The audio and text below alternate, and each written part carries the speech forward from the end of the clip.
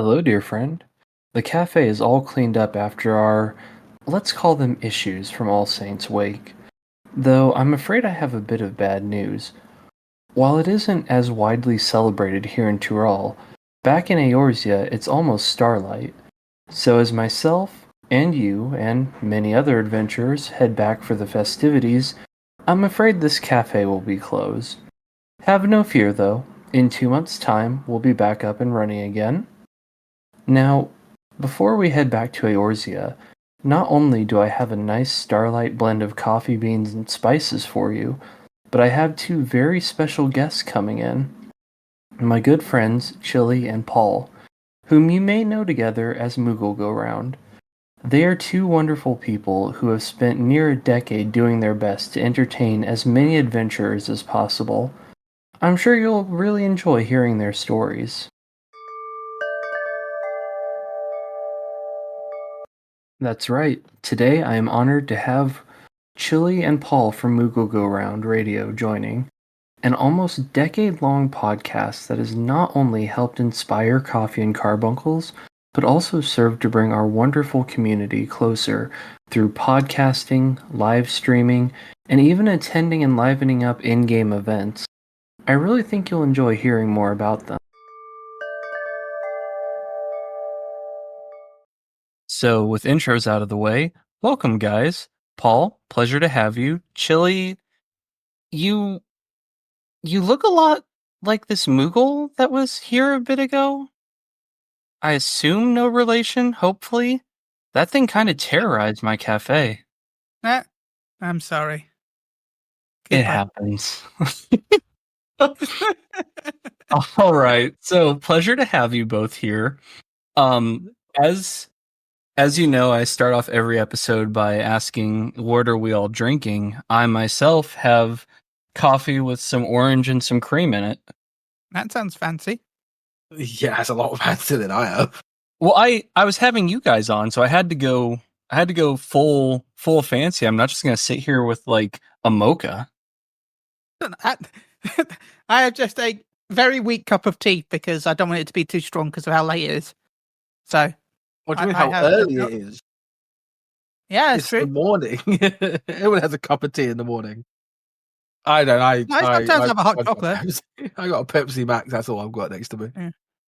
Well, see, this raises the question: what flavor of tea? Just British. Oh, great. Just British.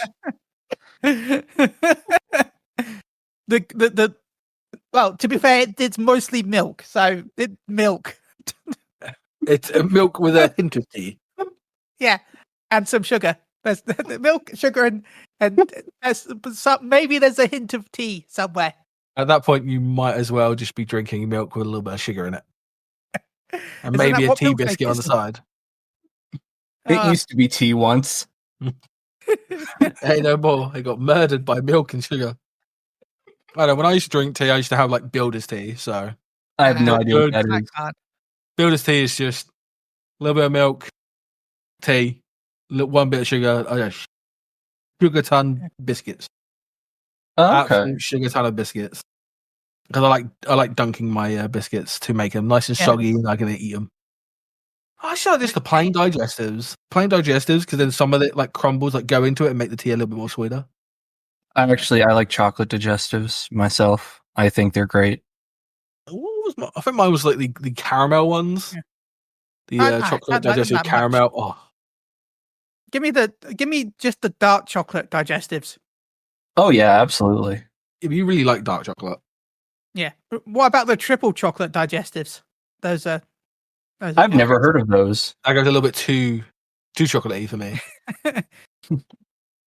You got good consistency of biscuit and chocolate, but when you go over that quantity, it ruins it. So you're needing like the half and half ratio. Yeah, you have half and half. Has cocoa is like mixed in with the biscuit itself, and then it has chocolate chips, and then it's coated in a dark chocolate.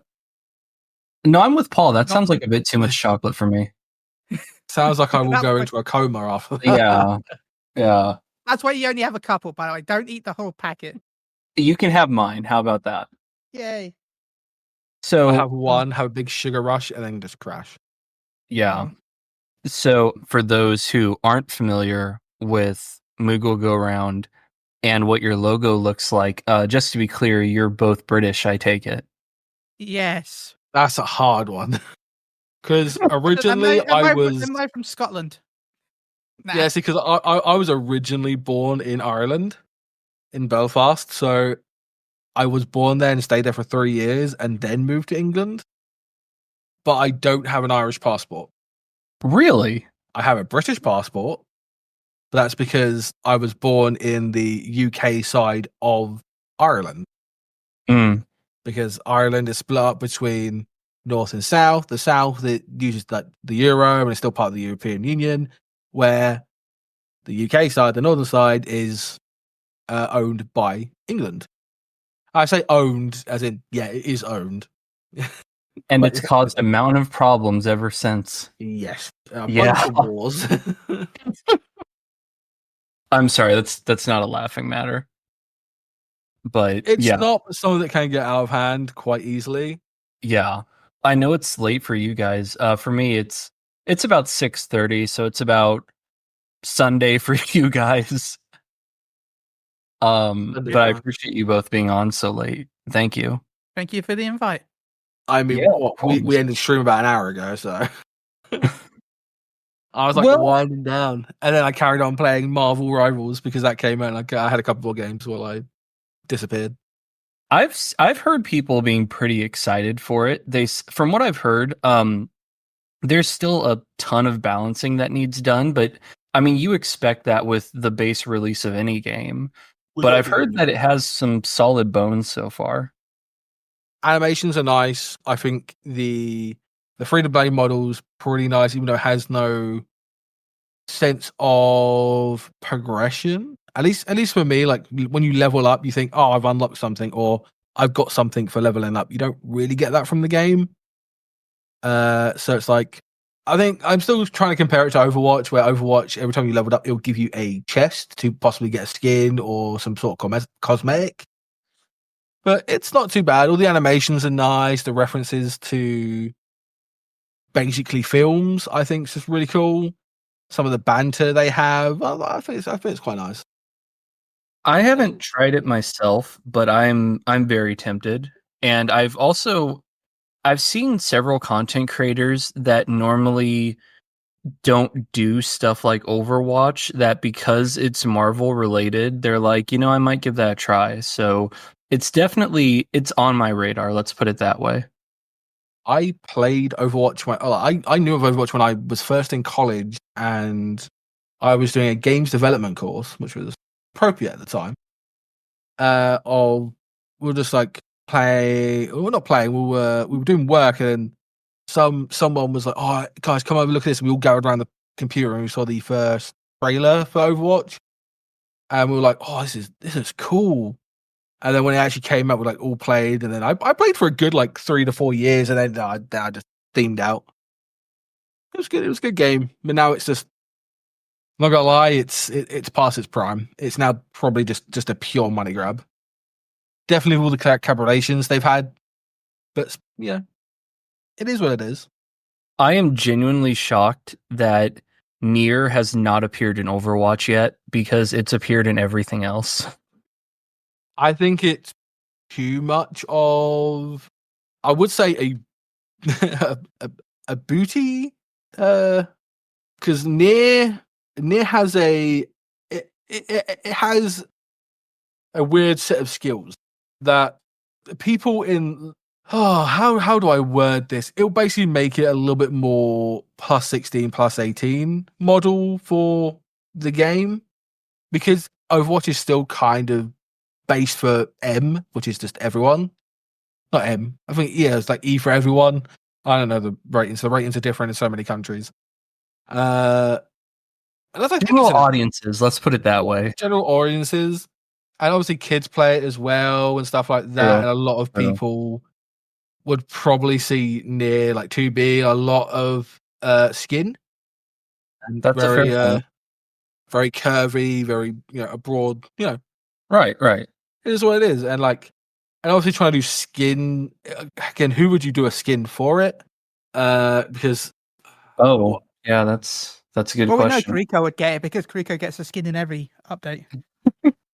That is true, but she never does. She doesn't use. She uses daggers, really, doesn't she? Like kunai, the damage, Yeah. and really, Nier was all about the sword and stuff like that. So They'll find a way. they would find a way. I was like, I mean, just make a Jeniben like Genji or something. There you go, put it there. Put Genji in the sexy outfit. That'd be great. I'd buy that. What I always think is interesting is it's always the second Nier game, and I don't feel like the first one gets nearly enough love, and that's unfortunate. I only know of one. I'm not a big Nier fan, so is it the one that got the remaster a couple of years ago? Yes, it is. Okay, the one with like the really cool head, like dude person with the magic. I think I watched someone like play it, or no, I think I may have like raided someone on stream who was playing it, and I was like, it's pretty interesting. That's cool. Don't really know much about it, but I would say that the re-release is definitely worth trying out. That being said, steering this a bit more back towards the usual flow of Coffee and Carbuncles. Obviously, all three of us play 14, and that's what we're going to get into later.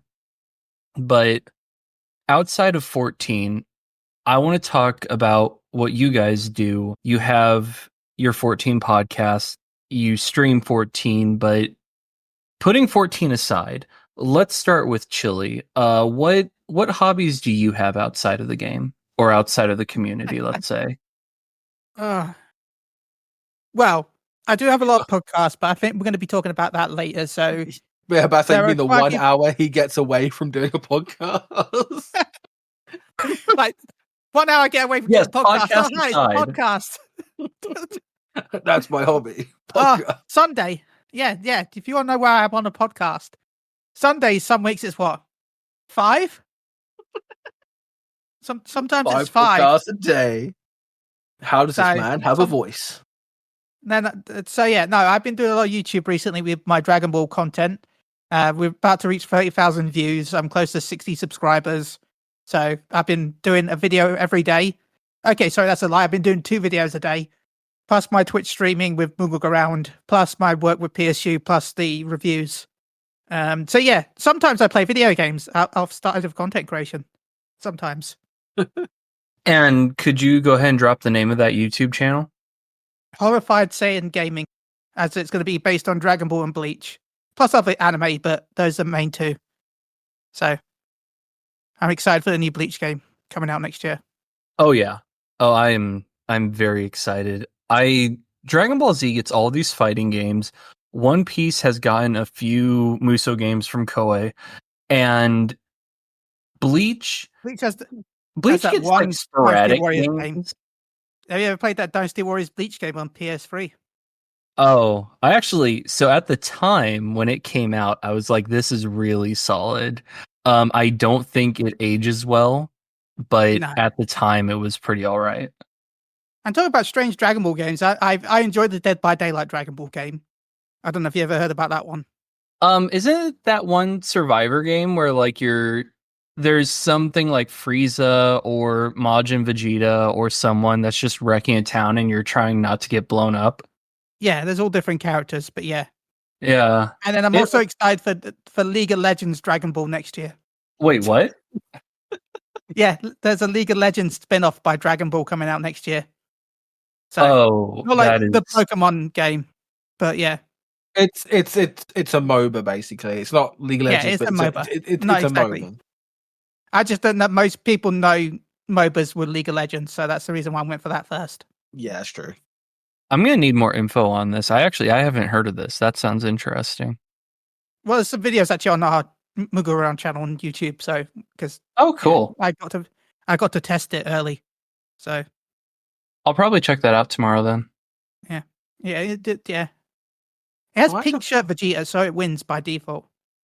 So I mean, it seems like the monetization for it is pretty obvious. Yeah. But anyway, I mean, every character has like 6 forms already, so yeah, that is what I do. Paul, there was a I think it was a DS game, but there was a Bleach game where it was an RPG turn-based game, and I think it may be for the DS. But it was my favorite one because it was you, like, you made your character. You had like a brother or a sister, depending on what gender you put, and it was a really in-depth story. Yeah, you see Ichigo going through time and stuff. It was such a good game for its time that I wish they would bring out an RPG for these types of games, like how Dragon Ball Z has the Xenoverse stuff. Yeah, I was You going to say create that's character. Xenoverse. Okay, my favorite Dragon Ball game of all time. Yeah, and it was Nothing like will ever top Xenoverse. I can't. I think it was like Dark Souls or Bleach some Blade stuff. of Fate. Was it Blade of Fate? It might have been Blade of Fate. I thought, yeah, it should be Blade of Fate. It was almost like Bleach Tactics in a way.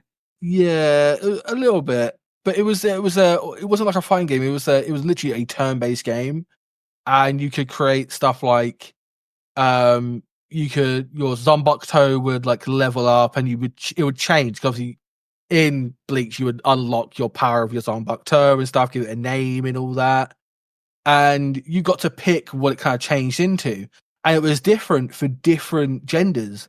So like the female one would get different weapons, and then the male one would get different weapons.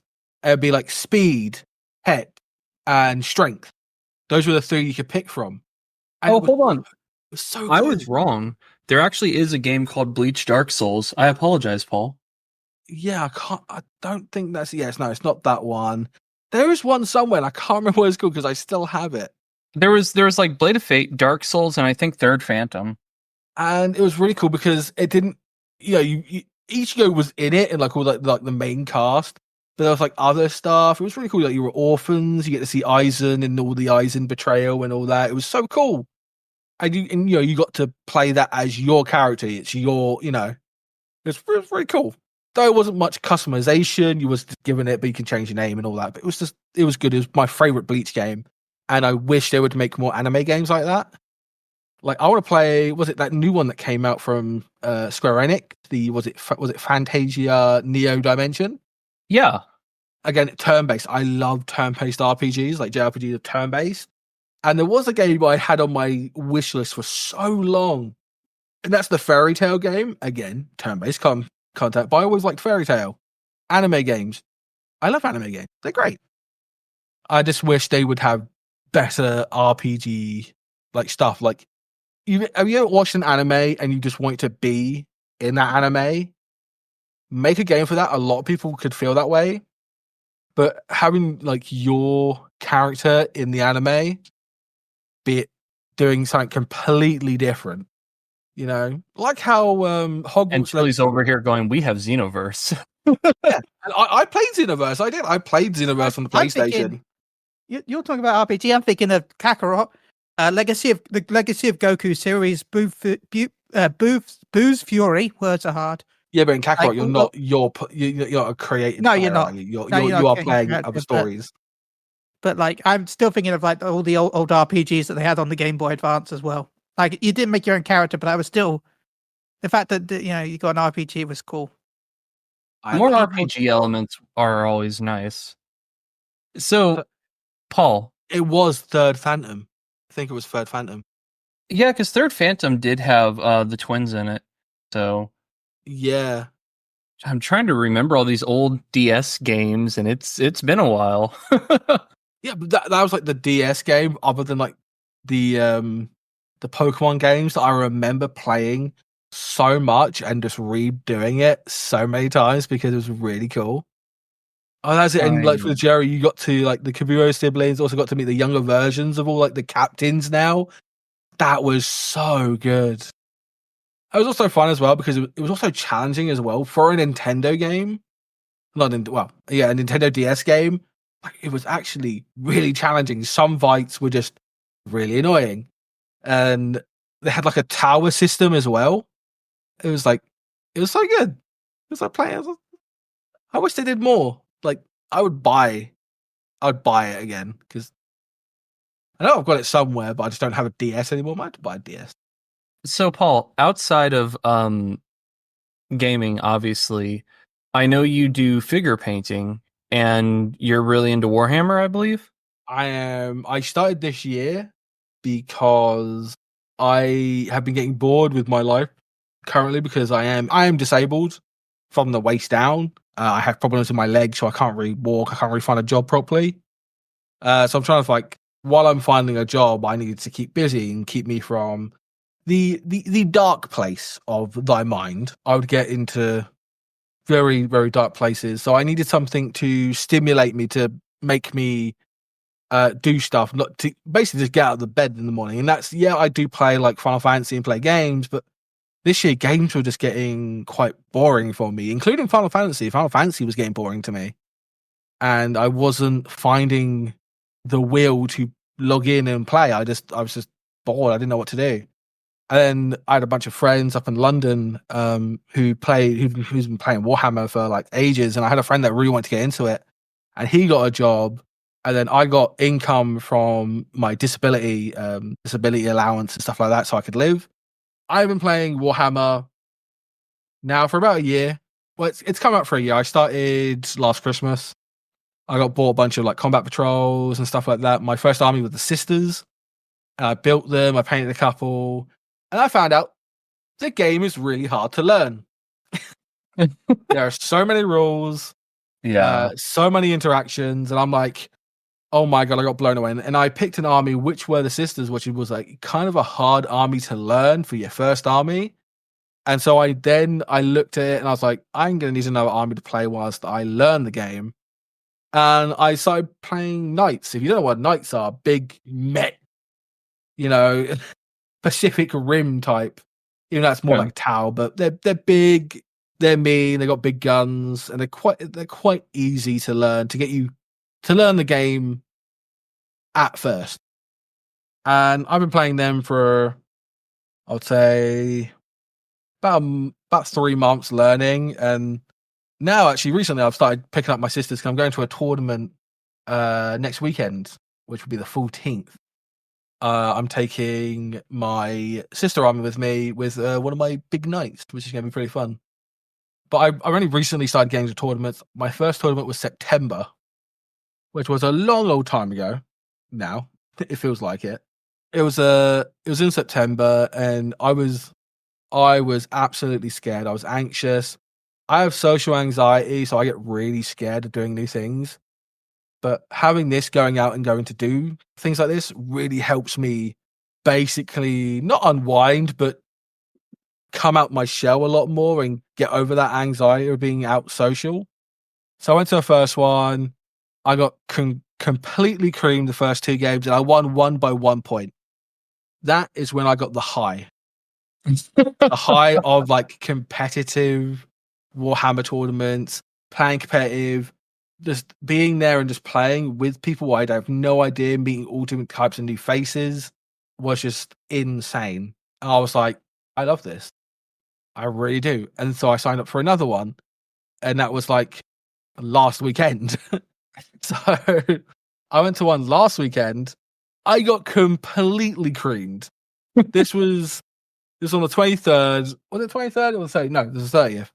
I got completely creamed, lost 2, and I drawed 1. And if you're a Warhammer nut and like drawing in Warhammer is harder than winning in Warhammer. It's easier to win in Warhammer than it is to draw. And this guy, me and him drawed. It was like down to the last like battle, like last little fight we had. I charged him, did tank shot, did a couple of wounds, couldn't kill him. He clapped back and he couldn't kill me. And we stood there and we were like, that's it. It's a draw. There's nothing else we could do. It was awesome. We had a great game. We shook hands. We was like getting on. We helped pack away. And then he said, do you want to lift to the train station? Which saved me a lot of money because I would have to get a taxi to get there because I can't walk very far. So a taxi is around about £7 to £8 from there to the train station. And this event was hosted in a school by, I think it was one of the school teachers that worked there.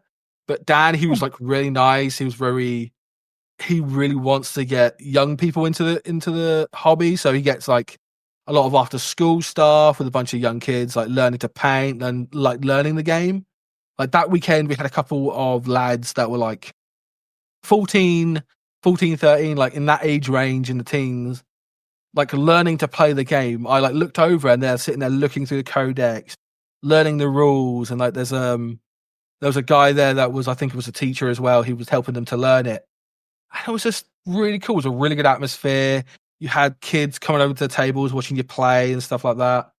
I thought that's great. Like getting in the community. Like I love the community of Warhammer because everyone is. You do get the odd person that's very competitive and is quite annoying competitively, but other than that, great atmosphere, and I've been loving it. I'm going to keep doing it. I've got a tournament this weekend. Well, not this weekend, but the next weekend. And then I'm going to the Kent Major. There is a Kent Major, which is a big tournament in Kent. I decided, you know what? It's a big atmosphere, big event. I'm going to it. Well, good Why not? luck. That's awesome. Yeah. And then I might do It's the May always- GT, which is a grand tournament. So Oh, nice. it's a lot of fun. Painting as well. I'm just enjoying just sitting at my desk. I have 2 desks, so one's just purely Warhammer, one's gaming.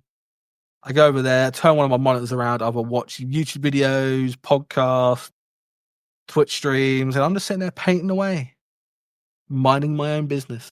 It's always kind of ironic to me because you're like, I needed something that wasn't dark, so I chose Warhammer.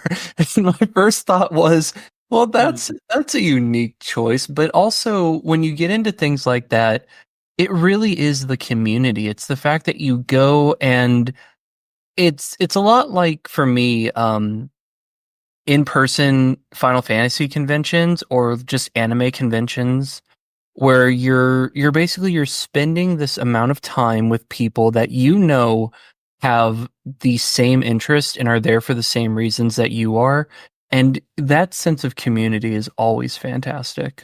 I think when we went to FanFest, I was very overwhelmed, overstimulated. Like it was epic. It was cool. I got to meet Mione. I got to see Chille again, and a bunch of people there.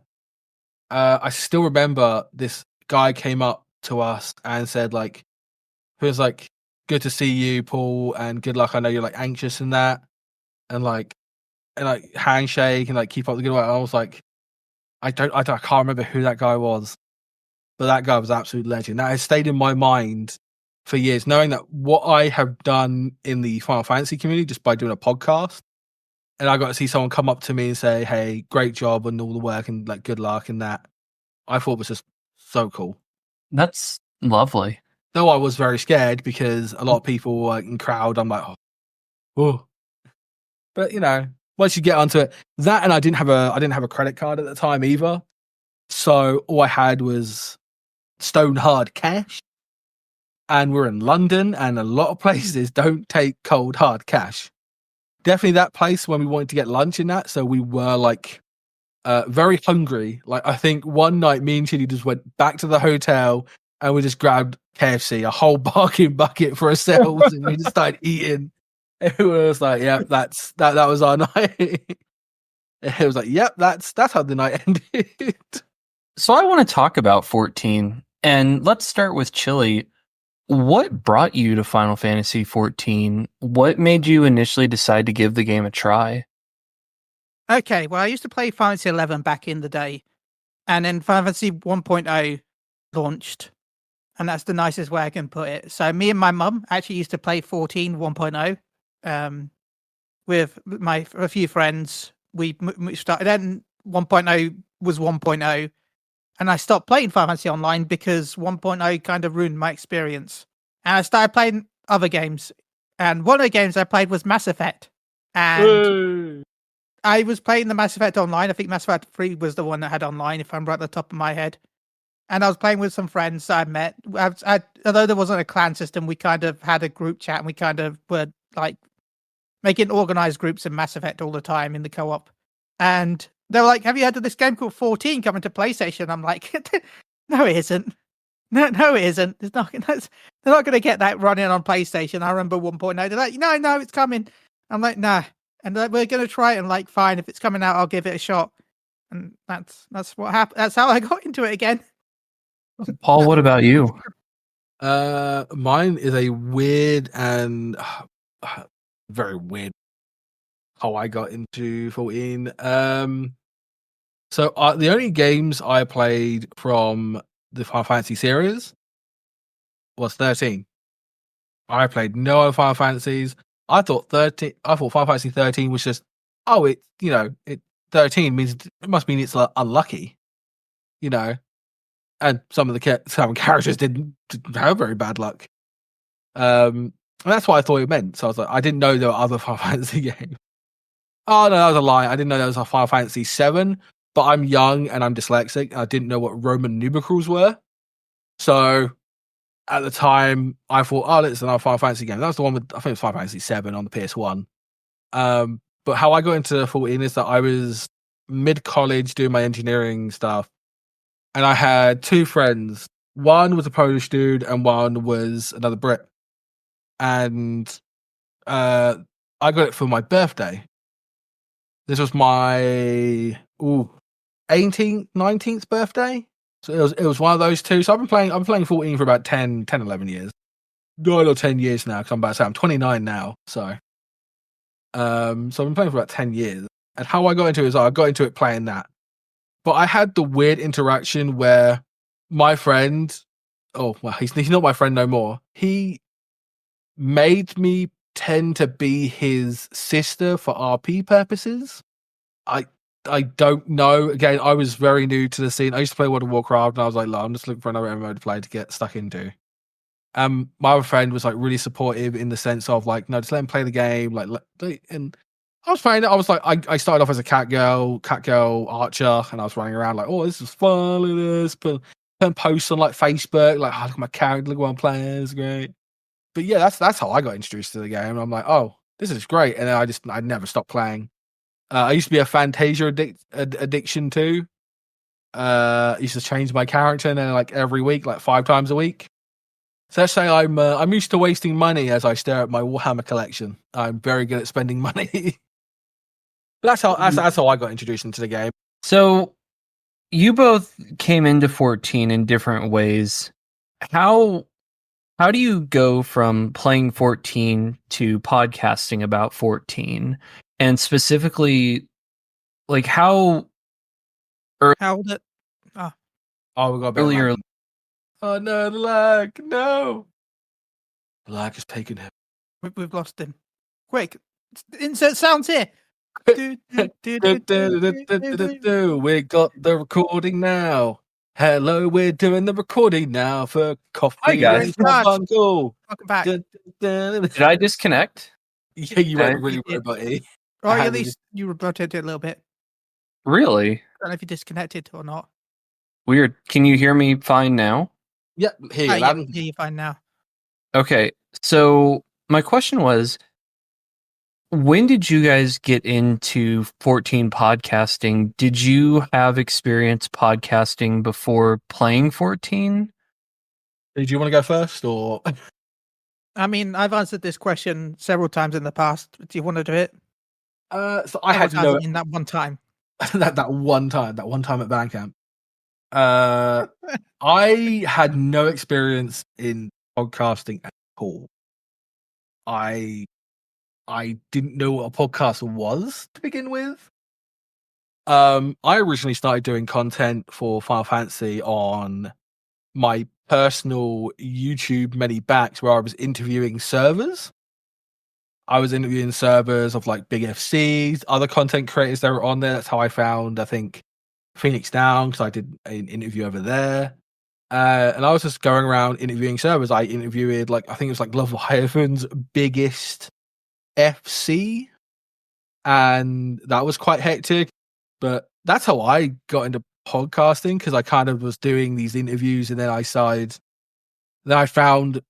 podcasters that were already doing podcasts. And somehow I ended up being on an all-female podcast. Now I'm not, as you hear by my voice, I am not a female. So I don't know how I got onto that show. I was supposed to be just a backup / help them do notes. So whatever news came out, I somehow ended up there, and then I ended up being more on the show. because for some reason I brought in more listeners for my views on the game, I guess. Because really it was supposed to be a woman's view of Final Fantasy 14, or, there's perspective from a woman's point of view. And so, yeah, I don't know how I got put on there.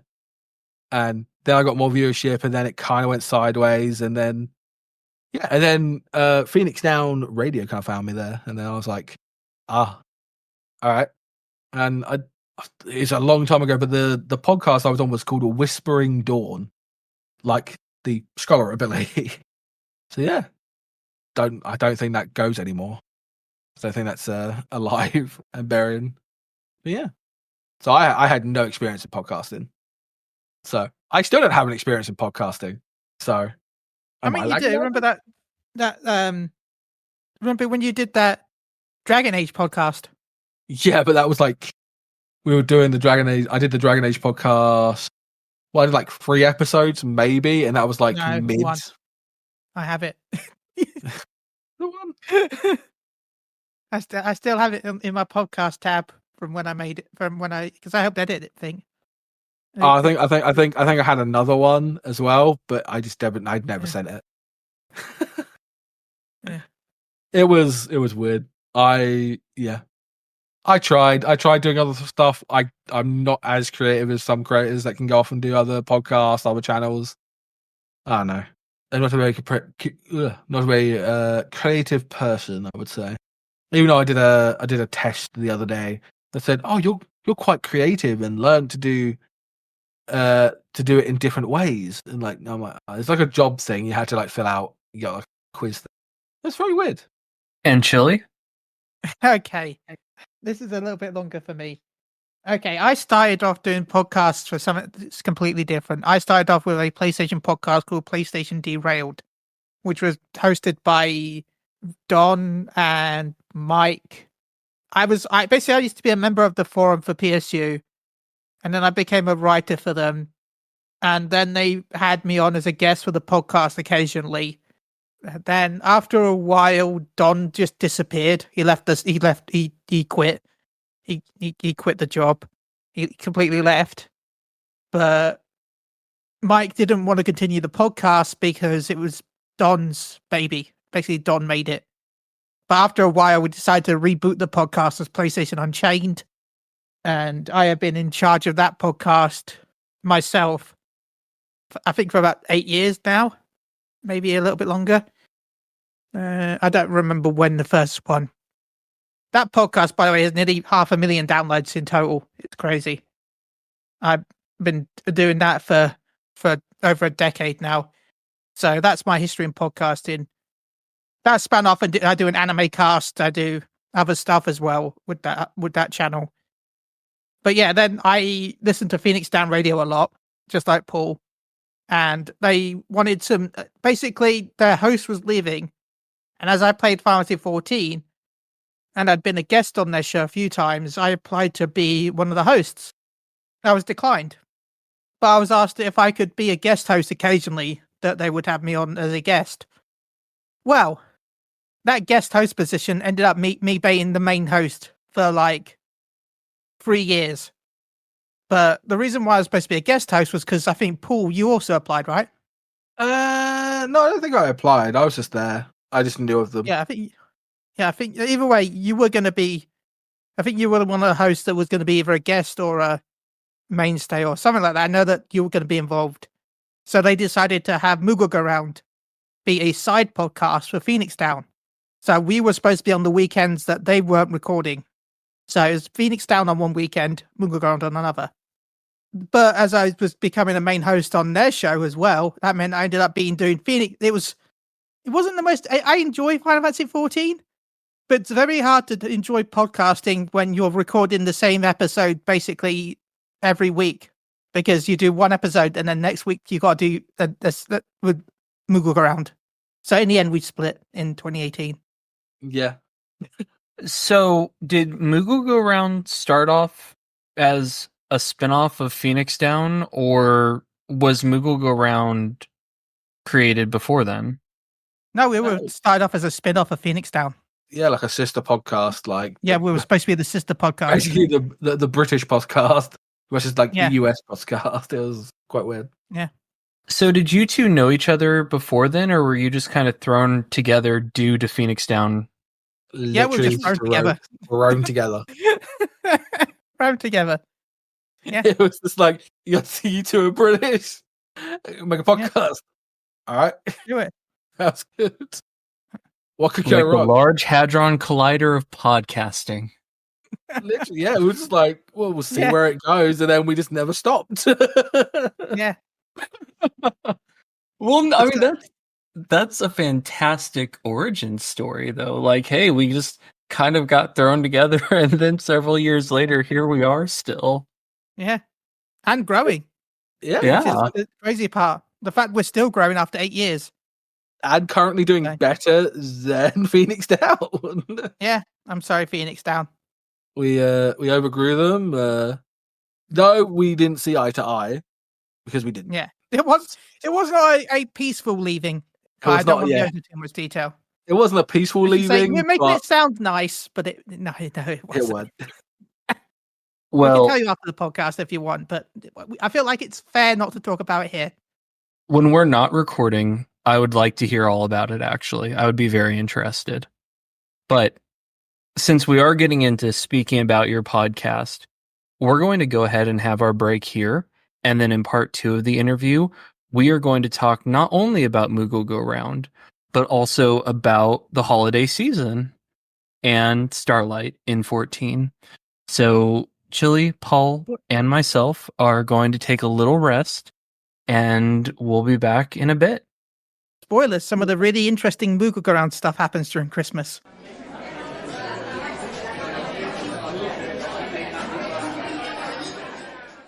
All right, welcome back to the second half of my interview with Chille and Paul. Guys, welcome back. Thank you. Hello. Hello. So, I said that here in part 2 we would get into your podcast as well as Starlight. And I want to start with the most obvious question in the world. Where does the name Moogle Go Round Radio come from?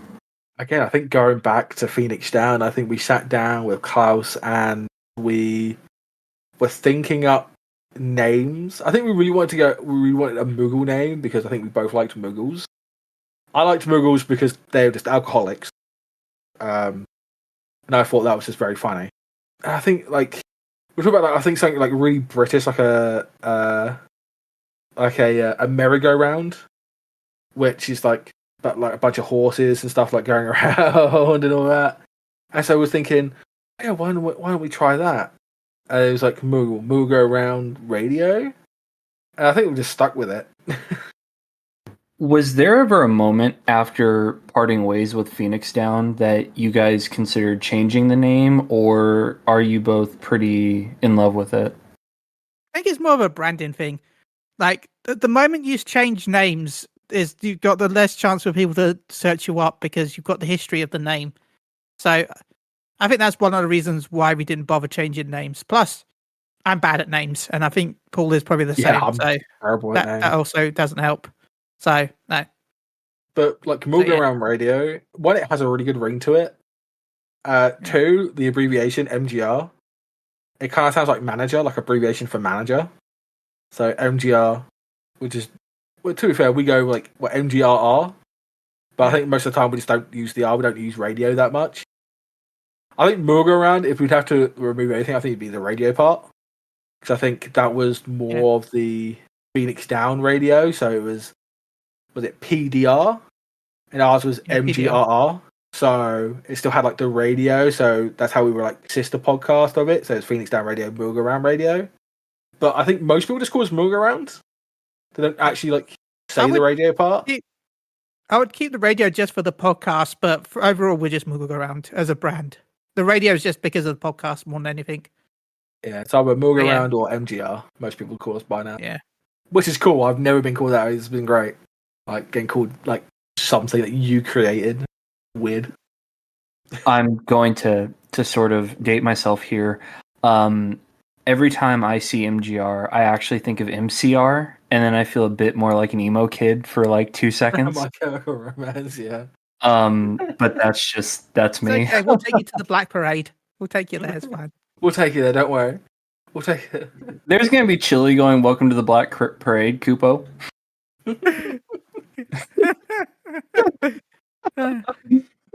Some goth dressed Moogle.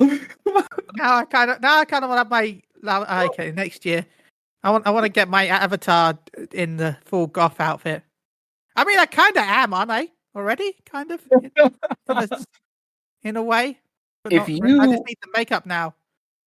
Oh yeah, because your biker outfit from the Final Fantasy one. Yeah, my biker outfit. Yeah. I still had you Not as exactly. Hercule. I still had you from Hercule on screen. I mean, that's more fit into what we were doing. All Saints Wake 2025. Emo Chille. Emotionally. Moogle Chemical Romance. I mean, most of mine's quite edgy because again, my PNG tubers and stuff like that have been. I would say edgy because it's more leaning towards Warhammer. So and like I love a YouTuber of Twin Paranormal, which is all about paranormal and stuff like that. And I have I always wear their hoodie because I wear their sweatshirt because it's like my favorite one. And I kind of have that now as my PNG thing. It kind of has that, and I have a Battle Sister Ted, little Teddy of a Battle Sister. That's my favorite faction, the Adeptus Sisteroris. Good luck me trying to say that. I can barely speak English, so they're called the Battle Sisters. They're the Adeptus Sisteroris. There you go, said it properly. And they're my favorite faction because they're nuns with guns, and I was like, yeah, I needed that. And I do look pretty gothy, I have to admit. But I also have tentacles, so I'm what they call a Lovecraftian Vieira. So, on the subject of Moogle Go Round Radio, you guys recently reached episode 200 this year, which is a big part of why I wanted to have you on. 200. Because, I mean, I'm on, let's see, episode 20, so I'm only 180 episodes out. So I'm getting there, I'm catching up. 2042, you guys can be on for episode 200. Oh, yeah, let's go. We got this. I appreciate the support. Gosh, I'm trying to imagine like doing a 14 podcast in 2042. If Yoshi P has it his way, 14 will still be around then. Yeah, but will it have the bad story that it does now? Will anyone care about this podcast? Will we all still be playing 14 as that? Because I'm finding it hard to play 14 as it is right now, but we'll get onto that in a bit. Yeah, I mean, if you're I'm listening to this in 2042, hi. I'm just distracted and writing parody versions of My Chemical Romance now. Please do. When I would be so happy. a young girl, my father took me into older to see the marching Gubu. When you grow up, would you be the adventurer of the broken? The beating it down, that's actually just in the song. Yeah, that's in the song. Half of the song's in the song, but like I've tried to change some of the words. Like, Well, I've been doing it for 5 copyright. seconds. So It's good. It's pretty good. I like it. anyway, I'm gonna stop because I can't sing. If you do it right, you can have a record of that no one else can top. You can say that you got sued by My Chemical Romance and Square Enix at the same time. Yeah. Yeah. What a lawsuit at the lesbian. Can we beat the Amber Heard and Johnny Depp campaign? Can we beat it? Can we be the most viewed on Twitch for it? Will Asmongold do something of ours getting sued by 2 separate things? That's like the true clout chase. Yeah. Oh, I'm sorry. No, it's fine. What is it like though? Like, let's start with Paul. What goes through your head when you think about you've done Moogle Go Round now for what, 7-8 years? At least now over 200 episodes. What's that like, man? God, I haven't changed. I haven't improved. No, I did think that because me and Chille actually sat there and listened to a couple of our episodes because Chille did some editing of our old podcast and we were listened to the audio. I'm like, oh my lord, our audio was terrible. It was not good. But I do think seeing me doing 200, this is I'll tell you, it is the longest relationship I've had. In a sense of commitment, a big commitment issue. It's probably the biggest commitment I've ever done. So 200 episodes, I would like to keep doing more. If the game can keep me. Again, I will keep saying that the game has not been keeping me, so it's been really hard to do podcast content when you want to talk about the story, you want to talk about 24-man, but you don't want to actually do the 24-man or do the story. So, but 200 episodes, when we were doing it, I was like, when we first started, I think, we'll get to 50 maybe, and then just carried on.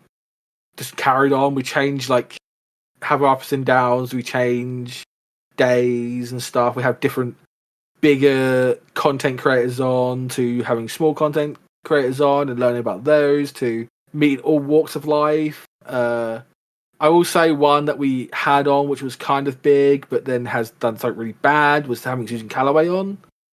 And then obviously she had a view that no one liked. Yeah, that's water under that bridge. But, having those, having Mr. Happy on, having Jesse Cox on twice, that, thinking that I could compare myself, well, I don't compare myself because, one, they're content creators. A bit like, the host of Coffee and Carbuncle, a way better podcast than ours because we do not organize very well. Well, if we go by this week, I don't organize well either. Yeah, but then we put it that you've kind of retconned it for us because this is how we are.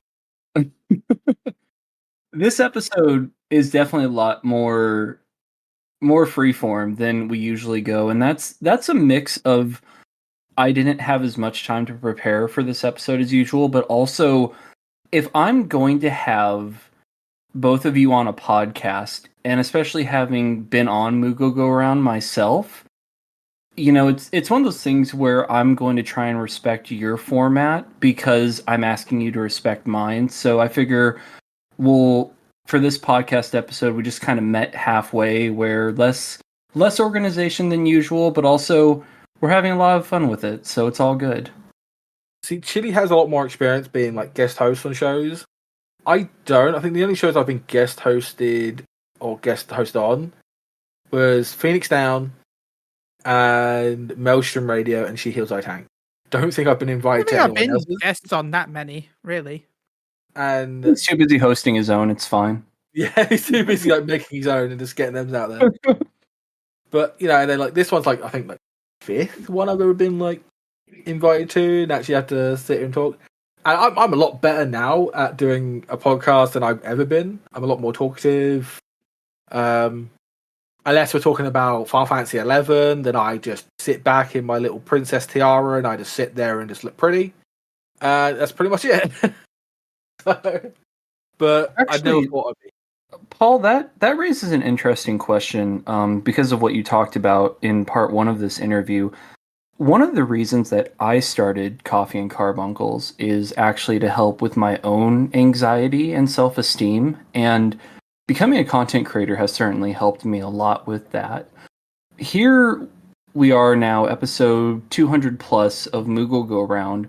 Would you say that it's helped your anxiety and self-esteem quite a bit? Due to IRL circumstances, I did have a lot of ups and downs throughout my life to be very depressed. I do suffer with depression and anxiety, and I have lost a lot in my life. I will not go into it because it's a happy podcast about Christmas. Christmas times, cheerful fat men with big bushy beards, giving you all presents on this timely year. Doing a podcast and meeting new people has been a lot of fun. Again, I don't put myself out there like Chille does. Chille puts himself out there. He will try anything, everything. When it comes to doing community stuff and with other content creators. And when it comes to snacks. When it comes to snacks, sometimes it may kill him. He doesn't Yeah, read it some of properly. them had the option of killing me. Like that had the option. They sat there and thought about it. They're like, "Oh, I have the option. Do I kill this young man or do I not?" By the way, I love that Paul's like, this is a Christmas episode, and then we go right into killing Chille. I mean, that's a La, la, lot of la, our la. Christmas specials. That is a lot of That is Christmas specials. I hate to say, but that's a lot of our Christmas specials. Like the time I nearly got broke into during one of the shows during Christmas. Yep, that was Yeah, something. yeah. I still record. I kept recording. He kept a firm composure. Ah, that's where Brenda was born. That's when Brenda was So- born, indeed. Good old Yeah. story of Brenda. Yeah. So that's some Moogle around lore. If you want to go back through the episode to find that out, that's some good lore. Yeah. Yeah. Brenda's Christmas husband for us coming for Chille. is something. Yeah. But So, they share. Chille, We're not how are you actually- feeling being 200 plus episodes in? Like, what goes through your head when you think about that? Because this is a pretty big milestone. Which Well, podcast? first thing, Oh, that's true. That's true. We're talking about Moogle Ground because the other podcast is what. I'll be honest, I can't even tell you how many episodes are on that show. Going, but that show's been weekly for a long time. For weeks. Give you a second. I'm logging in. We're going to find out. Oh, I've just realised my Final Fantasy subscription ends soon. It's so many that the site doesn't even tell me. So, yeah, it's a lot. It's a lot. It's a lot. But no, 200 episodes of Moogle Around. My main thing has always been I always get shocked when people accept to be on the podcast. That's my main thing. The fact that I can get some of these people agree to be on the show is confusing. So yeah, that's my main thing. I love it, but I sometimes get a bit confused. So yeah. How do you usually go about getting people on the podcast? Because I'm sure there are people who are either starting podcasting or thinking about starting podcasting that I don't know about you guys, but one of the questions I get in my DMs most often is, hey, I'm thinking about making a podcast. How do I get guests on the show? And I figure that you guys having these long-running podcasts might have more insight on that. I know. I'll be honest. I just asked. I send a DM a lot of people or like email them. That's pretty much it. Like that's how I've done it for the last 8 years. I've just gone into people's DMs or contacted them, or they've contacted me. Like that's about it. Yeah. Now, what I was going to say about that is that I tried starting another podcast about Dragon Age, and it was just me. Having a co-host, one, is so good because you can do episodes just you two. Me and Chille have had tons of episodes where it's just me and him talking about Final Fantasy or talking about something that come up on the news or something like that, or us reacting to like the patch or the PL. You know, it's always like having a person that you can vibe with, like, and then getting guests to come in and try and vibe with you. Or like I always wanted MGR to be the podcast where you're just sitting in a pub or a bar if you're American, and just having a drink with a couple of friends talking about your favorite game or favorite hobbies. That's what I've always wanted MGR to be, and it has been that. Like that's why I freeform a lot of content. Well, of late we actually do have notes. It's basically just Chille does the notes. He puts like bullet points down and stuff. But having someone like that, where I can sit here and be a podcast princess and just talk, is amazing. So if you want to start a podcast, you can't get guests and you're just one person, look for a friend or look for someone that is interested in the same stuff as you, or get roped in and get pushed together and then somehow we just didn't stop. Then having a friend is a lot more easier to do a podcast with. Having a co-host and a friend is a lot easier than just doing a podcast on your own and looking for guests, messaging your guests, and they just don't get back to you. That's what happened to me in my Dragon Age one, because I would message people who were big in the Dragon Age community and none of them would get back to me. I would get ghosted. And we're not like that. If someone like wanted to be on our show who was starting off, we don't turn away. We're like, no, come on the show, talk what you want to make and what your content is, and we'll just have a laugh, talk about the game, and Bob's your uncle. You know, I will add, of course, we may not have you straight away, but that's not because we don't want you on. It might just be that we already have a guest plan that week, but we will pencil you in for the whenever we got a spot. Like I know I've had people like that in the past where we've wanted to have them on, but we already have the guest that week, and I don't. As the same as Paul was talking about, it's about chemistry, and if you have 2 people on, it's fine. If you have 3 people on, it's fine. But if you have more than 4, it can then become a hectic, massive noise, especially when you're not completely structured. We've had And that a couple of times. so you want to, and you're okay. You can be okay with more than 4, but only this is when it's only okay with more if you know all the people involved.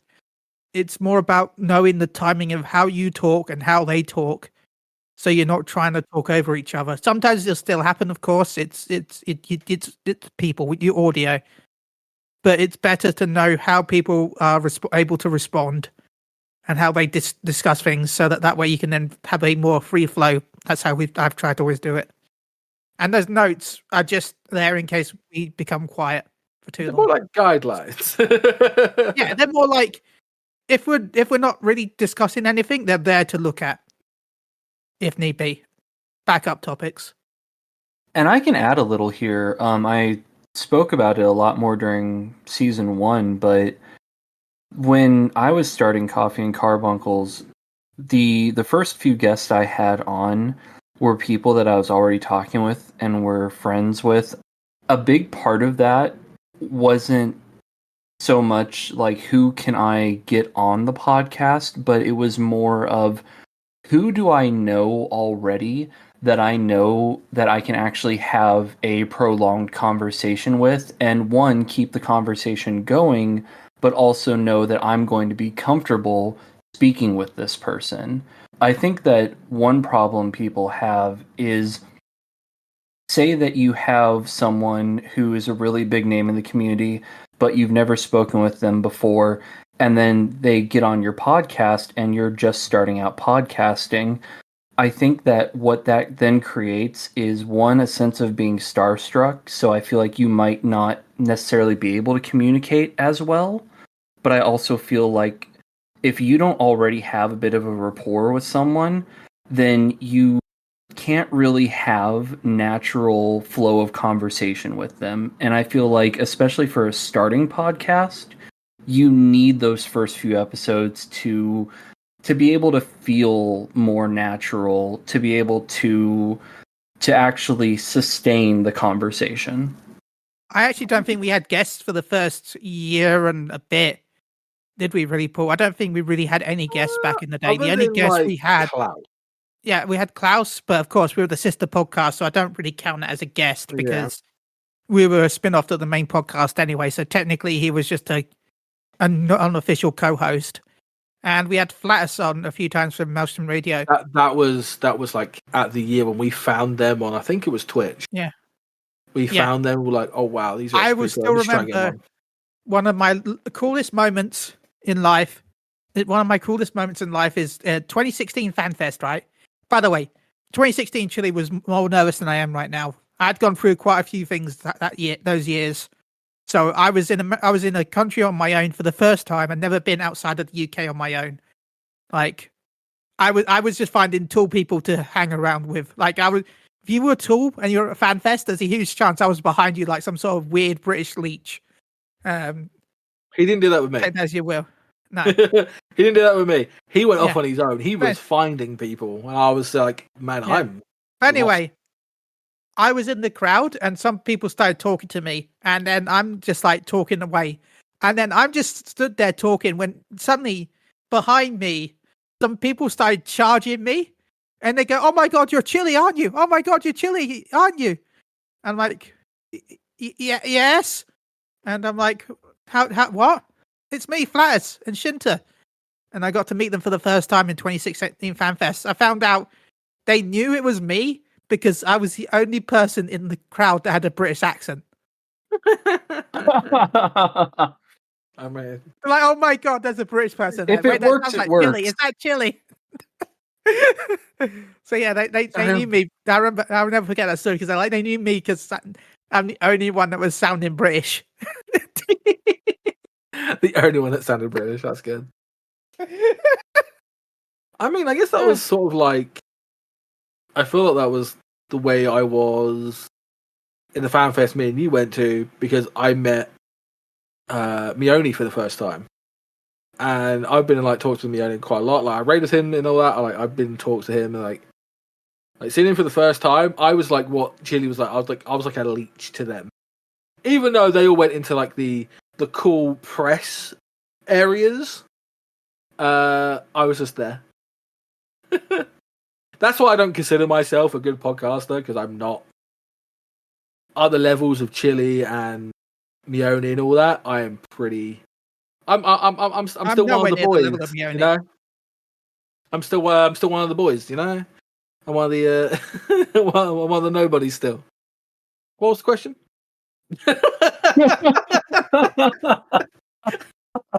Come on, I'm still a nobody. I'm still a nobody, Paul. Oh my god, is that Chille from Shields, I think? Oh my god. I heard that too. I was just thinking, Paul and I have the same fallback. We're both just like, oh, I know Chille, that's fine. Yeah, it's like, I know Chille. That's all I need. Okay, yeah. So you guys, now that you've had all these episodes, and I know we talked a bit about how you had gone through previous episodes to kind of make like reels and stuff. Do you remember a lot of your previous episodes of Moogle Go Round, or are you at the point where people go, hey, remember this one thing, and you're just kind of nodding and going, yeah, definitely, yeah, maybe. Yeah, like that one episode that we had a fake artist on, yeah. Or fake music artist. Yeah, I remember that episode. Yeah. Episode-wise, I don't think we remember that much when it comes to episodes. I mean, we're going to talk about it later, but we remember a lot of our Christmas specials because we normally do something special for it. This year's the first year we haven't done anything, actually. And I'm still hating myself for not doing anything this year. Something will pop up. I'm sure we'll end up doing something by accident. Like, but no, apart from our specials and stuff like that, or when something weird happens, like someone knocking into your, you know. Yeah. I think we doxed ourselves a couple of times. I have to admit when we did the. We literally did an episode where we went around my town. Yeah, and my town and Flatters's town. Yeah. So it was like, we're around Florida, we're around Dover, we're around Scarborough. He'd left Florida by the time he did Florida, though. So yeah. So it was like, that was fun, and like obviously having like all the like big people on as well. Like, I think that was a lot. But I do remember like the small ones, and I think it's good. The audio, on the other hand, I don't know. You know, the audio can be. That was, by the way, I improved the audio. I fixed the audio. You should have heard the original audio. That was improved. I know. That's what I say. It was bad audio. But you live and you learn, honestly. But I remember some of the episodes, some of the memorable ones, like the New Year ones, the Christmas ones. You know, they're like the big ones. Yeah. And you know, some of the like, you know, like 100 episodes one was quite good. There was one where I tried to make it a game show type thing. Where we had the European people on and we had the NA one, so we did like 2 episodes. We had Americans on, and then one we had the Europeans on. In the end, we had one American on the European one because we couldn't fit him into the actual NA one. So it was a good time, and I did that without Photoshop and all that. I did it, you know. I know it's a holiday special, but how about the time we did? I don't know if you ever heard of this game, Nobu. The We Love Colonel Sanders game. The dating sim, that was great. I have not. Yeah, it's a dating simulator game where you try and date Colonel Sanders. Oh, that's the name of it. Yes, I am familiar with that. Yes. I think that was the name of it. It is infamous at this point. Yeah, we did a playthrough of that for one of our specials. And let's just say we had me and Paul, Arvi, I think Flatus was there, right? Flatus, Vegan Pete. But we had Vegan Pete play Colonel Sanders. We had our vegan friend play the Colonel, just to make a twist on our playthrough. Very ironic, eh? Yeah, he agreed. It was he didn't mind. Yeah. I mean, to be fair, I played Yeah. a corgi, which was like, yeah, okay. That was funny. Yeah. It was good. Like, we remember all those. I remember some of the small ones were quite good, but most of them have kind of just gelled together small, now. though. Like everyone, they're all like the same, really. Like all of them from like all walks of life, be it they're small content creators, being large content creators, being just the same on the same wavelength. I think a lot of podcasts a lot of podcasters that were doing it at the same time we were doing it, and I just remember that none of them really do it anymore. She Heals I Tank don't do it anymore. Phoenix Down do, but not as much. And then Motion Radio just don't do Final Fantasy content no more. So they're doing a podcast right now. They are planning to bring it back, supposedly, maybe, kind of, possibly. But again, they've rebranded. They've gone to a thing called like MMO Respect, so to get rid of the Maelstrom Radio part, what people know them for, and then they've got to try and build up again. And how long were they doing MGR for? Not MGR, sorry. Maelstrom Radio how for? long Maelstrom Radio? About. I mean, they got started around 2016, 2017, right? Because I think it was around time of the first fan fest that they started. So yeah, I think around 2016. So till they have more episodes than us, but they did take a break due to mental health. And so, in theory, we've been going for a long time. Like, you have like State of the Realm that's been up there for a long time and stuff like that. Like, but it's thinking that like, would we have started from here? Do I remember them all? No, but I remember all the good ones. They're all good. It's just that it's starting to mesh together at this point. I mean, given how long it's been, I'd be surprised if they weren't. I enjoy a lot of them, and that we've had so many wonderful guests. But yeah, I've had some guests be on, like, I'd love to be on again, and I'm like, oh god, wait, you're on before? I'm sorry. Wait, you were on it? Wait a minute. Yeah, it is. Not out of offense, but it's just out of like, oh god, memory. It's been 9 years, and Paul knows I'm bad with names. That's my one weakness. I can't remember names. If you tell me your name, I'll forget it by the time we finish that sentence. So, hi, I'm Nobu. Hi, Nobu. Hi. Now that you've forgotten that, let's move on. Hi, Fairclough. But yeah, like, so. Remember that, sorry, Paul. Go ahead. Going with like memory. Yeah, no, it's hard to remember all of them when you get into. Honestly, sometimes when you're past 150 episodes, you're like, "Have I had you on before? Have I? What's going on? I can't remember anymore." Yeah, carry on. Sorry, my brain went to mush there. We don't want to say that is an offensive method. Like we, it's not the fact that we don't remember you. It's just the fact that it's been so long. I mean, not only are you guys past episode 200, but you also recently hit 1,000 followers on Twitch, right? Yeah, we hit that this year, we hit over 100 followers on 100 subscribers on YouTube as well, which was crazy. So yeah, it's been a busy year. And this year we have been working on the YouTube sub stuff a lot more this year. Then we have to we didn't do YouTube when we were first starting out podcasting. It was just all about podcasting. Like, we didn't even start streaming until 2020. What? Like streaming properly, yeah. No, 2019. When we first. No. Was it 2020? Okay. Yeah. So when we started actually streaming the podcast and streaming in general, Moogle around streaming, us playing Final Fantasy, raiding, or just doing content. It was weird, but yeah, hitting 1,000 followers really helped me. I was like, oh, cool, we can do it. We have growth. Even the days where I had 0 people watching me stream, it is what it is. I stream because I want to have fun. I know we joke around and say it a lot, but say we're playing a game that's not Final Fantasy, and we're like, oh, we're losing followers, I can blame that on myself. Or Chille said that a couple of times, and I've said that when I've been playing the new Dragon Age game. I'm like, yeah, no one's watching this because, one, it's the Dragon Age game. So it's It is what it is, but I'm still enjoying streaming. Like we streamed for like 5 and a bit hours today of me raiding, and then me and Chille played Marvel. Was it Marvel Rivals? It was absolutely great. Yeah, Marvel Rivals. I want change for the world. Me and Chille want to do more stuff. Like I would say collabing, but doing stuff together, like playing games together. I know that was one of the things that someone else brought up, that they wanted to see me and Chille actually do a lot more content together, which we did the entirety of the expansions together, because we did Shadowbringers together. Did we do Shadowbringers together? Or was it Endwalker? No, we did Endwalker and DT. Yeah, so it was Yeah. Endwalker and Dawn Trail we did together, and people kind of like that. Again, I like seeing us both play. I think next year we're trying to do a Baldur's Gate playthrough, because I want Chille to finally beat Baldur's Gate.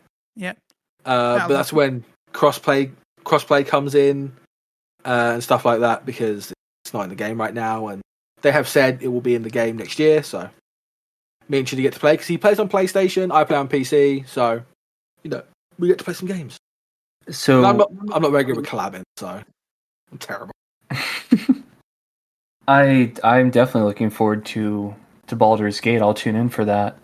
Yeah, I'd like to see what Chille makes, honestly, because me and Chille did D&D once with a person called Hilju, and with the Maelstrom Radio lot, we did a couple of D&D, and we went through that was a good 2-year campaign, I think. 2-year campaign, I can't remember. It was like a 2-year campaign. I'll be honest, most of my characters just end up me but eccentric, which is just me. I love Rimo Flavian. He was the best character. Yeah. I am going to right now just say this. I am placing my bet on either a gnome or a halfling, and either a monk or a wizard. And that's where I'm placing my bets. Yeah, you're not wrong. You were wrong. He was in fact a monk. He was in fact a halfling. Was he a halfling or a gnome? I think he was a halfling. I think Rimo Flavian was a halfling, and because it was like, I want this to be Chille from Final Fantasy. That's what I think he was trying to do. Because Chille played like a main monk for a good long while. That's why I think he went to play monk. Yeah. That makes sense. Yeah, I was a monk in a lot of Final Fantasy. I was in 11 and 14, so. I'd like to see what you come up with, because you're thinking about doing another character, aren't you? Yeah, I'll do another character. Yeah. I know who I'm going to bring. I don't know what I'm going to bring. Some of the new subclasses in Baldur's Gate look really cool. So I can't wait for that, because they're adding 12 new subclasses for free, by the way, guys, for free. Not a lot of games do that these days. But speaking about free content, Final Fantasy XIV does give us a lot of free content. A lot of events. I'm segueing into something that I do not know of. I'm very excited for those new subclasses, because in tabletop D&D, I really enjoy playing a Death Domain cleric. You can get very creative and very interesting with them, because when people think standard cleric, they're thinking more like Final Fantasy White Mage, whereas Death Domain clerics, you can play them quite a bit darker, but also you can make some very, very interesting backstories for them. And I'm just so excited to actually have that in Baldur's Gate. I'm looking forward to the swashbuckling rogue, because I like rogues. I like rogues and warlocks. They're like my thing. I love them. So probably gonna have a nice fun with the old rogue. But again, I like RPGs. I don't think I could play any games that's not an RPG. I still want to play like Final Fantasy VII Rebirth. I want to give a go on Steam. There's a bunch of Final Fantasies I think people told me that I should play. Like, the only Final Fantasy I've played throughout was 13, 15, and 16. And obviously 14. Obviously. But there was one game. Have you guys played Type 0? It's actually one of my favorite Final Fantasy games. Yeah, that scarred me. The only one that's ever made me sick. Messed up. Good, it was great, but messed up. The story was sublime. Great. I actually had a conversation with a friend recently, just a few days ago, in fact, that one of my issues when Final Fantasy 16 came out is people kept talking about how mature and how gory of a Final Fantasy game it was compared to the entire rest of the franchise, and I was like, let me introduce you to Type 0.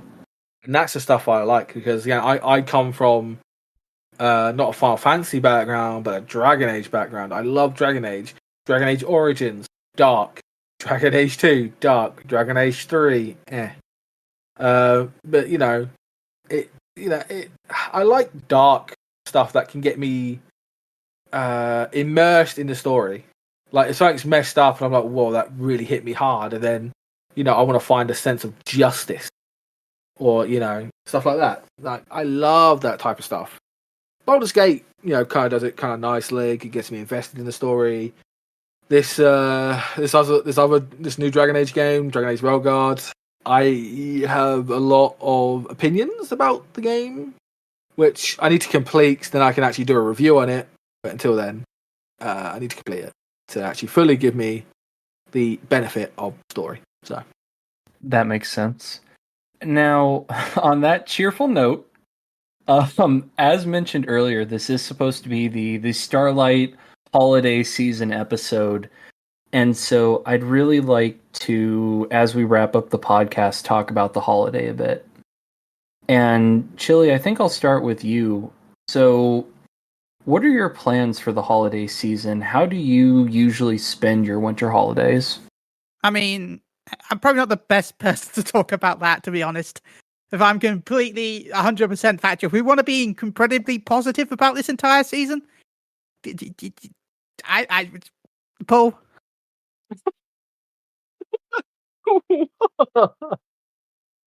I know what you do.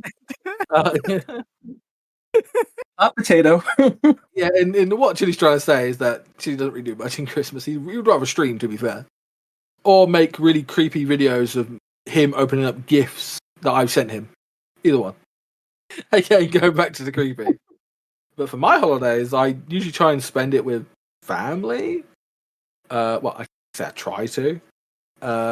Most of my family obviously do Christmas Day and just cool day. But a lot of us are working. Dad works, Mum works. I look after my grandma here and there.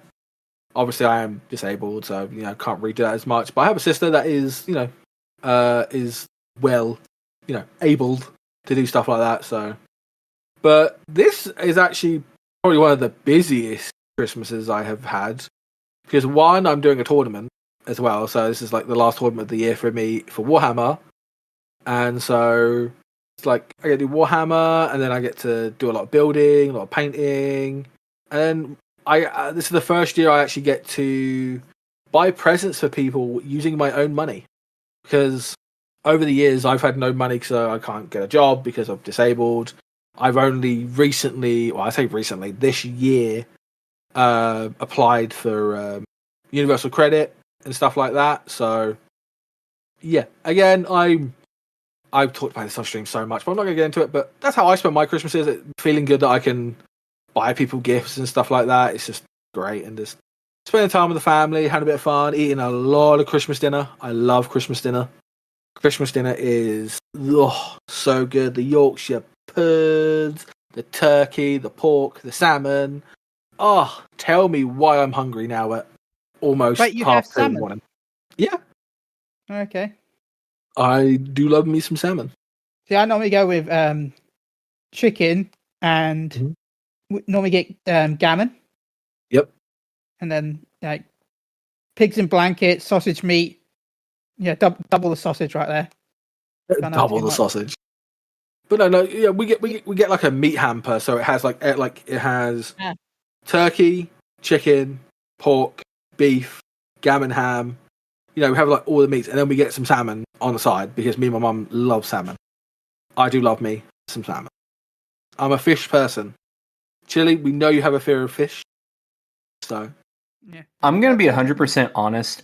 When after the KFC jokes earlier, when Chille said chicken, I thought he was going to say and 2 sides.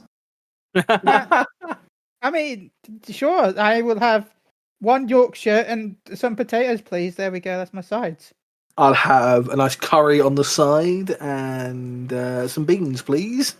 Well, I love I curry. know.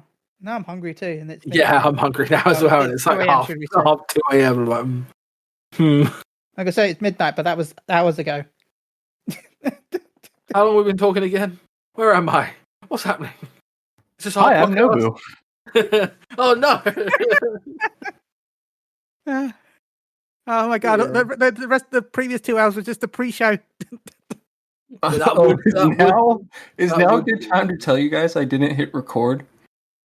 No, Chille's done that to me before. I've done that before, actually. Thank God we do the podcast online because I just downloaded it from Twitch because I had done that before. He has done that to me before, and Nelly made me go doozies in my pants. And this was the point where all three of us just stopped recording and we all went and got KFC at 3 a.m. It's fine. Hell yeah. If there was open round here, there's like nothing. You think anything's opened past like 5 o'clock in the UK, unless you're in London? The place I go to eat food occasionally shuts at 1 p.m. So. And that was the point where we stopped recording and we broke into the KFC at 3 a.m. Wait, I know an employee. We got this. It was an inside job. Just a side note, don't commit crimes. Do not commit crime. Don't do Crime it. is bad. Okay? Okay. Unless you're going to break in to turn all to make sure it's all prepared for when they get in. Nah, still don't do it. Yeah, I mean, if you're going to commit a crime, at least be nice about it. Yeah. Break Yeah, in when so you're that done. you can make sure all the food is prepared for the morning shift. But don't do it still. On that cheerful note. On that cheerful note, don't do drugs, kids. That too. Crime. Don't break in. Don't crime. Don't crime. Just don't crime. That should be their new slogan. Not gonna lie. Don't crime. Don't crime. You got this. Just don't crime. You wouldn't steal a podcast. You wouldn't break into a podcaster's house at 3 a.m. while they're doing a podcast. Okay, so for those that don't know what we're talking about real quick, there are, depending on where you live, you may occasionally see infomercials about stealing movies or TV shows, programs, and they usually have some ridiculously heinous crime, and then they're like, you wouldn't do this, right? Well, you wouldn't, steal a TV show either. And the odd thing is, the crime that they have first is never equivalent to stealing a TV show. It's always like, you wouldn't run up and beat down your grandma, would you? You wouldn't steal a movie either. Like, it... You wouldn't steal a car.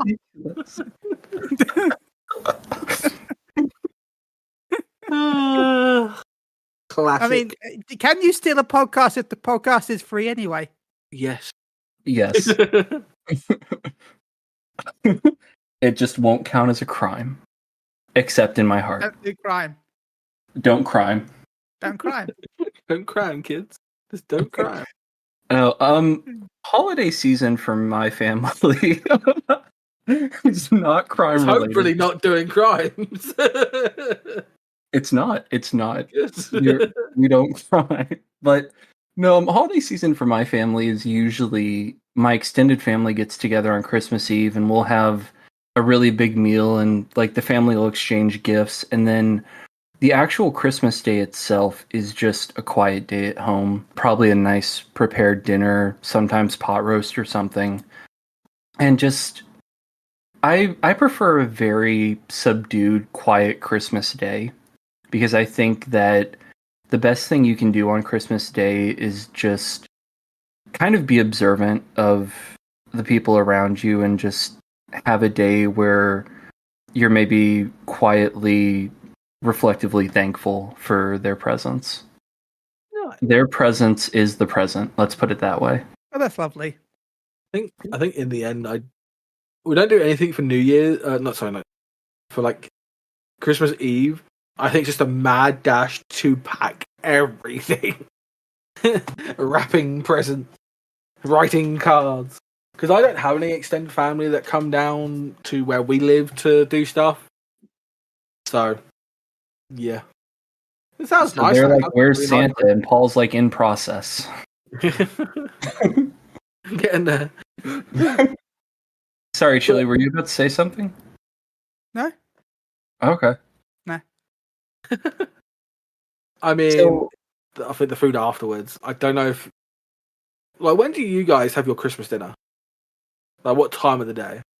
it really depends on when food is done. Sometimes it's like a little bit of a late lunch. Sometimes it's an actual dinner. It really just depends on one, when everyone wakes up. That's the biggest factor. When does everyone wake up and when does cooking actually begin? But also it just kind of depends on, hey, it turns out that we thought this would be done at 6. Turns out it's done at 3, so we're eating at 3. Why? What about you, Paul? I think kind of the same. I think we kind of try and have it about 1, 2 p.m. And then we like kind of chill, and then we kind of sit there and think, oh, what time is it now? Oh, 7. Oh, it's time for like turkey sandwiches. Time for sandwiches, leftover I was sandwiches. about to say that. One of the most memorable lines from my mother on Thanksgiving or Christmas tends to be, "We're going to eat at 2, and if you get hungry later, there will be leftovers in the fridge." Yep. Yep. My family know how the way to my heart. They're like, there's leftovers in the fridge. Oh, say less. Me at like 4:00 in the morning, like, oh, we got me some leftovers. Nom nom nom. Got some turkey, got some pork, shoved that in a sandwich. Ooh. Well, geez, we should have just waited 3 weeks, recorded the podcast then, and then snuck over to your house when we started getting hungry. Problem solved. We order a lot of meat, and my dad makes a really nice meat pie, and he's like shoves like all the meats. He like chops them up into knives, puts a little bit of like seasoning, a little bit of sauce in there, and boom, it is gorgeous. I I'm cannot still a little wait. sad today. I wanted to make some mince pies because I got some nut-free mince meat and stuff like that. But Yeah. I can't open the jar. Oh no! Why can't you open the jar? I can't. It just won't open. I've tried everything. My hand hurt from trying to open the jar. Ooh. So no mince pies for me right now until I can No work out how mince to pie. open the jar. But I No wanted mince it. pies for you. Except for I have those tiny Christmas puddings. But I want to save those. You're my tiny Christmas puddings. Uh, You're my pudding. Oh, look at the little Now, for tiny. me, Christmas dinner, normally about 5:30 to 6 is when I finish cooking normally. Mm. Like, I'll do the ham the day before, gammon/ham, and I'll have that cold for Christmas-ish. Because I'm my own, so I don't exactly need a lot. So I tried, I have some of it the day before and then leave a little bit for the next day. But for me, it's when I eat this, like, Paul has watched me eat. Okay, that sounds wrong, but Paul has seen me eat. And when I eat food, I am one of the fast. I think I'm. If I was younger, I probably could have applied to be like a speed eater, and I like go into like a weird like. You ever like seen one of those Persona games where they scan all the enemies before and then work out their weakness and then attack? That's kind of what I do with food. So, yeah. He plans it out and then he conquers. Paul has seen me just sit there for like a minute and a half, not even eating the food, just like organizing it and planning where I'm going to eat, and then it's gone. We had Wendy's. He sorted them out. He put his chips there. He put his burger there. He put his like frosty thing there, and then he just went consume. And I was like, I barely took like a bite of my burger and like 3 chips. And I like looked at him and was like, "You're done." Yeah. What? So yeah, I'm a speed eater, so that's my problem. So Christmas dinner doesn't last that long because So to shift back to 14 a bit, we've talked about holiday IRL, obviously, but in game, this time of year is usually called Starlight. And what are your thoughts on Starlight events and Starlight in game? I personally, it's one of my favorite holidays in game because I love the Starlight outfits we get. They are so cute. I still wish they would bring some of the old events back, every year. Even if they don't give the same rewards, because I know a lot of them are Mug Station exclusive now. I would like to see them come back, so people that haven't been able to participate can participate. Sorry, has a bit of wind there. So I would like if people that haven't been able to participate in the events before will have the chance to do them now, even if you don't get the rewards. I think that would be nice. But yeah, I enjoy the Starlight and the music. So yeah, it is up there with some of my favorite events. The Starlight events, I agree with you fully, because I think that they tend to have some of the best writing of any of the seasonal events we get. There have been a few years where I was just like for instance, when we delivered presents to sick kids in Olda, I was like, this is peak holiday writing. Yeah, that was cool. That was dope. It's the only time playing 14 where I was like, I legitimately feel like I'm in a Christmas special right now. Yeah, I agree. The Christmas stuff is really immersive and it's nice. It is. It would be cool if they would do it in a different city though, because it's normally Gridania, right? So it'd be cool if another city had the chance. But I understand why they do Gridania because was in Order, wasn't it? When we was doing the Christmas event. Was it? Yeah, the sick kids were in Olda. It was in the orphan stuff. It was really cool. Yeah. We did have recently we did singing in Ishgard, I believe. I thought. I think maybe. I thought it was Gridania. I thought it was Gridania again. Oh, maybe it was. I mean, is there an event out now that I do not know of? Because I haven't looked. No, we haven't started Starlight in game yet. Okay, thank you. Soon, though, right?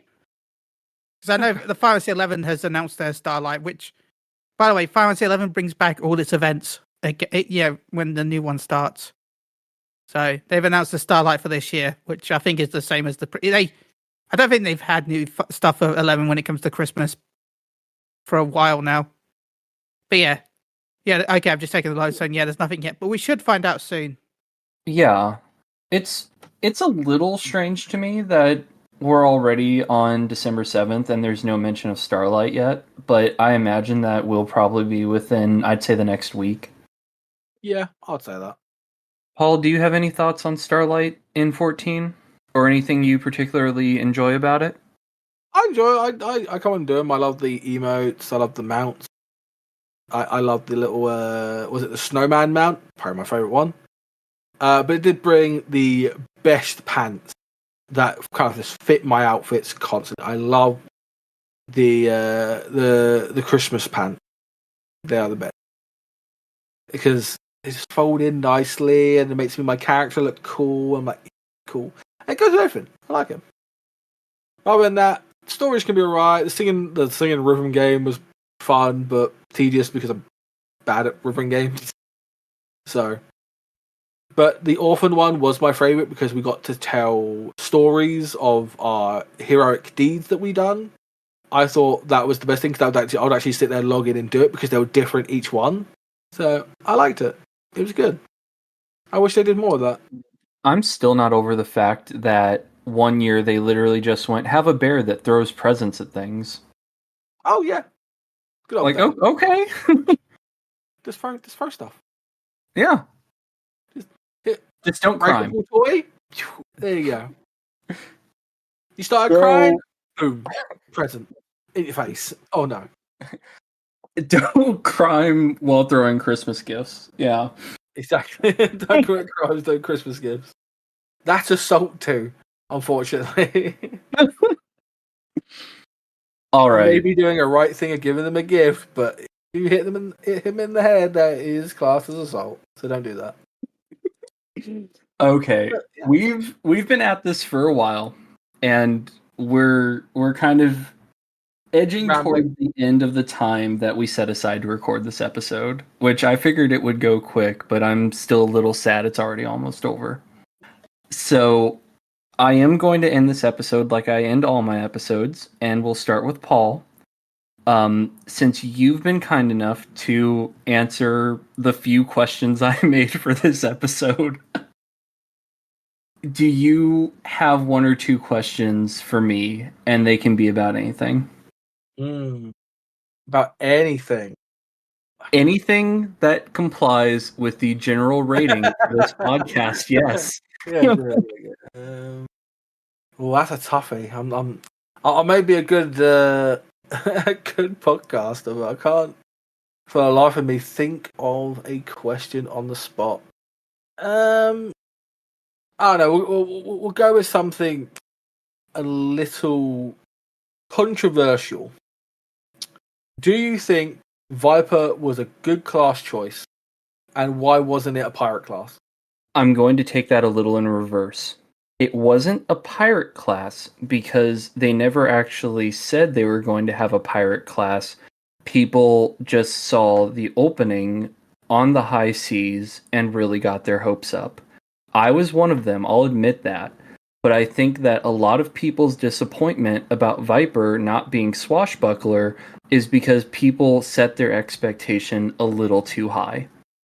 Now, with that being said, I think that Viper is a solid class, and it fits in with the theme of the current area we are at. Okay. Yeah, I respect that. I respect that answer. Not that the Viper class is good, because I just don't like the Viper class. I think it was wasted. Yeah, that was my question. Does Chille have a better question than that? Because with this ending season 2 and 2025, of course, being the start of season 3, is there any guests that you would like to have on the show in the future? So that really depends if we're talking about guests that I realistically think I can get on Coffee and Carbuncles, or are we talking about, like, if I could have anyone on, who would it be? Because those are two very, very different answers, I assure you. Shoot for the moon. But, yeah, be semi-realistic. Don't be like, I want Yoshi P and Soken on, but, like, shoot for the moon sort of thing. So, actually, there are two people.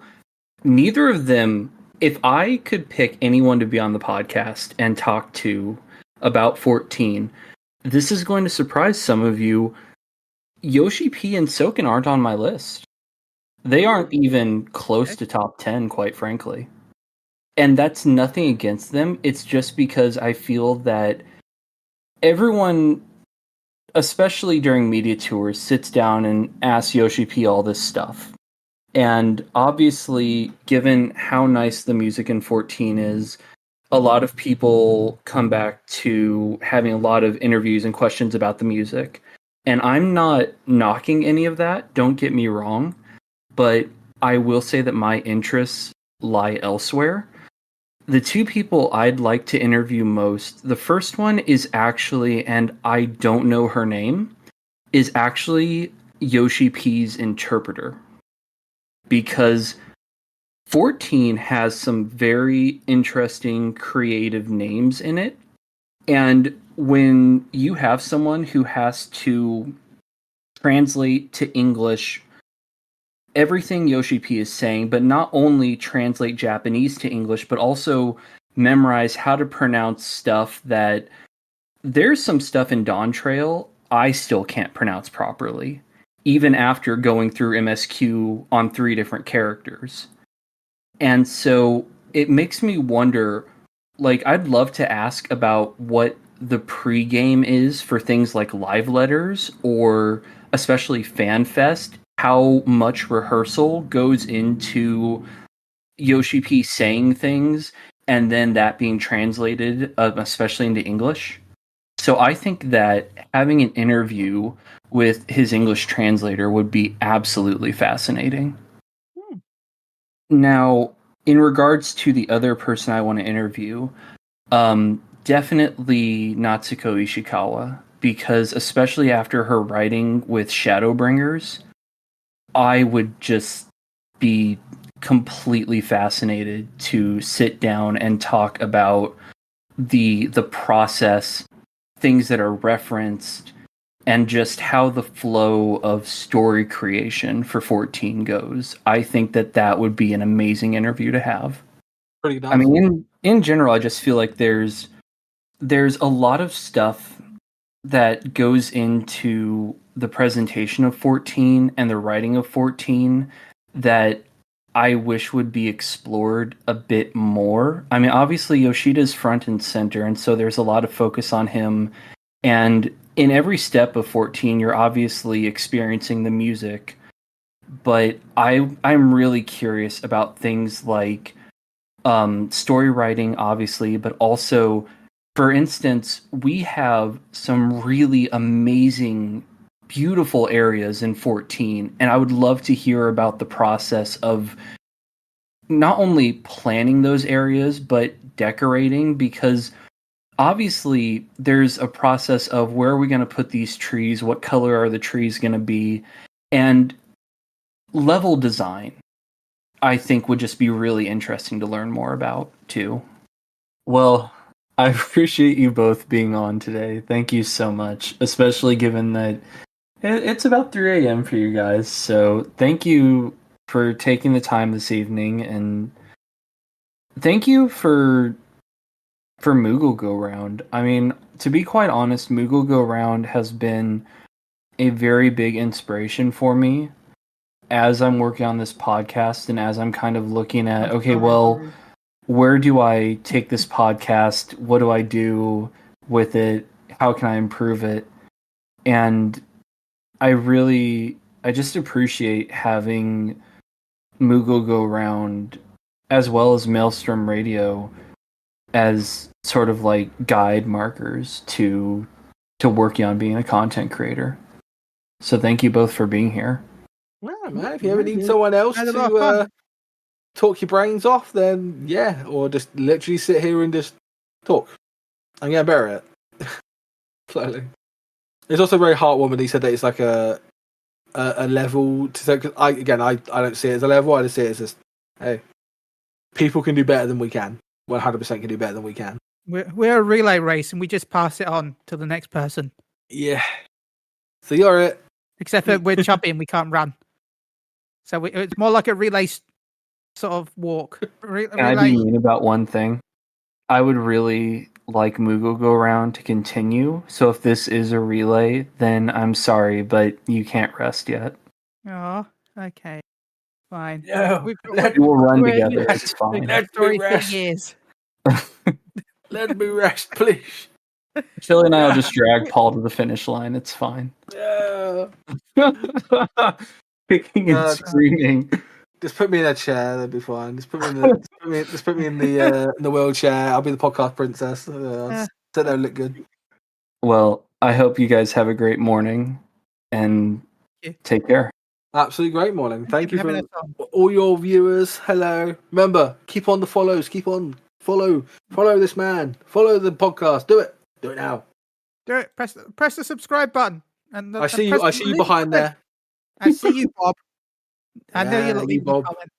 And as we go, I want to leave you all with this. Don't crime. Good night. Eat alive. Eat alive. Hell yeah. Don't do crimes. Don't crime. Eat a lime. Chille 2024.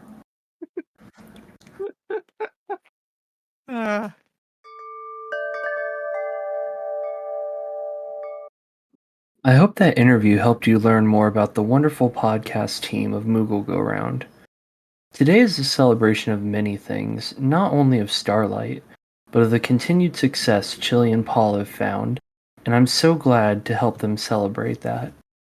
It's also the end of another year that you and I have spent here with our wonderful guests. This year felt long and certainly had its twists and turns, but I wanted to just say thank you to you, my friend, for choosing to spend your time here. With every new guest or guests that come by, and every new person I get to interact with by doing this, I feel I'm growing as a person. Whether it's through events, or through messages, hearing people's stories, and just learning about what motivates them to do the wonderful things they do, it inspires me to no end. I hope that in 2 months' time, you will come back and we will celebrate a new year with even more guests. Whom those guests might be, I'm afraid even I don't know quite yet. But no matter who they are, I promise to have the same positive attitude I've always tried to maintain. And I promise that you will find yourself learning all sorts of things about this amazing, vast community that you never knew before. So, over the next 2 months, I wish you happy holidays. I bid you stay safe and take good care of yourself. And once the holidays are through, I'll see you next time with a warm drink and wonderful guests. Take care, dear friend.